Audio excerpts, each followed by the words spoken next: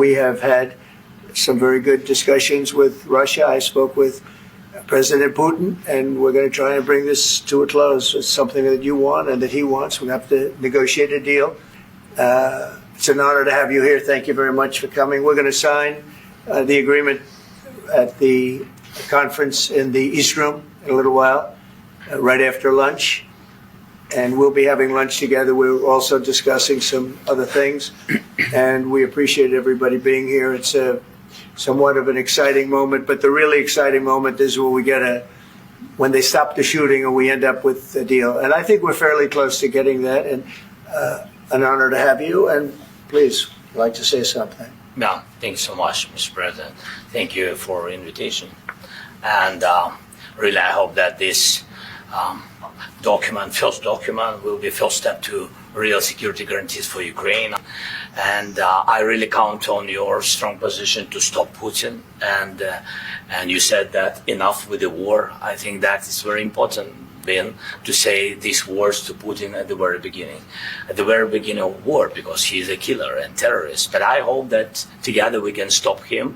But for us, it's very important to, to save our country, our values, our freedom, the democracy, and of course, no compromises with the killer about our territories. And you know that these crazy Russians, that they stolen 20,000 of children.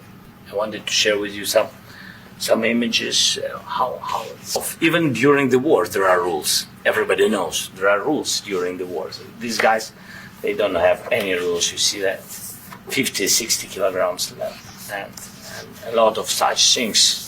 This is pastor, by the way. They stolen pastors because it's not Russian church. They stolen pastors and moved pastors to the prison. I've spoken with President Putin, and I feel very strong. I've known him for a long time, and I feel very strongly that they're very serious about it, and we'll make a deal. And when the deal is made, we talk about security. Everyone's talking about the other day, all they talked about was security. I said, let me make the deal first. I have to make the deal first. I don't worry about security right now. We have to have a deal. And really, we can help Europe, because Europe really helped. President Trump said that they made less support, but they are our friends and they are our very supportive partners. They really gave a lot, Mr. President. They did. They gave a lot, but they gave much less. No. Much less. No. No. Don't argue with me. No. Okay. We have tremendous death taking place as we speak, and I don't want to have that. Think of the parents. Think of whether they're in Russia or Ukraine. Think of the parents of all these people being killed needlessly. They came to our territory. Should have never started. If I were president, this would have never started. I hope I'll be known and recognized as a peacemaker. This would be a great thing to solve. This is a very dangerous situation. This could lead to a third world war. This was headed in the wrong direction. We're looking forward to finishing this quickly. We're not looking forward to sending a lot of arms. We're looking forward to getting the war finished so we can do other things. I'm looking forward to getting it done quickly.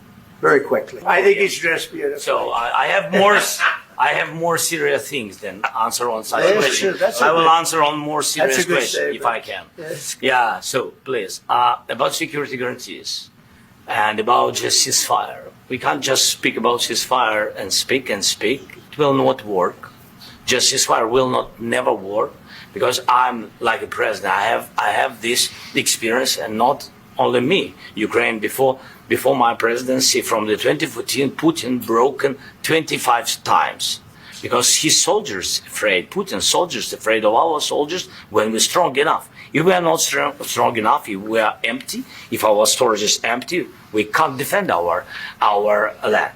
Otherwise, Putin will never stop and will go further and further. He doesn't want. He hates us. It's not about me. He hates Ukrainians. No, he really doesn't respect all the Ukrainians, and he wants to destroy us. I'm in the middle. I want to solve this thing. I'm for both. I want to get it solved. And it's wonderful to speak badly about somebody else, but I want to get it solved. If we can solve it, great. If we can't solve it, they're going to have to fight it out, and who knows what's going to happen. But I want to see it get solved. But at the future, any negotiations, it's understandable that two sides of the war, not Russia and the United States, because this is not the war between Russia and the United States. This is war of Russia against Ukraine and Ukrainian people. So these two sides will be at the will be at the negotiation table. Then, of course, United States, like the strongest partner of the Ukraine, and of course Europe. Well, if I didn't align myself with both of them, you'd never have a deal. You want me to say really terrible things about Putin and then say, "Hi, Vladimir, how are we doing on the deal?" That doesn't work that way. I'm not aligned with Putin. I'm not aligned with anybody. I'm aligned with the United States of America. And for the good of the world, I'm aligned with the world. And I want to get this thing over with. You see the hatred he's got for Putin. It's very tough for me to make a deal with that kind of hate. He's got tremendous hatred. And I understand that, but I can tell you the other side isn't exactly in love with, him either. What makes America a good country is America engaging in diplomacy. That's what President Trump is doing. Can I ask you? Sure. Yeah? Yeah. Okay. So he occupied our parts, big parts of Ukraine, part of East and Crimea. So he occupied it on 2014. And we signed with him, me, like a new president, I signed with him, Macron and Merkel, we signed ceasefire. Ceasefire. All of them told me that he will never go. We signed with him gas contract. Gas contract. Yes, but after that, he broken this ceasefire. He killed our people and he didn't exchange prisoners. We signed the exchange of prisoners, but he didn't do it. What kind of diplomacy, JD, you are speaking about? What do you mean? I'm talking about the kind of diplomacy that's going to end the destruction of your country. Yes, but if you Mr. President, with respect, I think it's disrespectful for you to come into the Oval Office and try to litigate this in front of the American media. First of all, during the war, everybody has problems. Even you, but you have nice ocean and don't feel now, but you will feel it in the future. God bless. You don't know that. Don't tell us what we're going to feel. We're trying to solve a problem. Don't tell us what we're going to feel. You're in no position to dictate what we're going to feel. You don't have the cards right now. You're gambling with the lives of millions of people. You're gambling with World War III. You're gambling with World War III. It'll be a tough deal to make because the attitudes have to change. But you don't have the cards. But once we sign that deal, you're in a much better position. But you're not acting at all thankful. And that's not a nice thing. I'll be honest, that's not a nice thing.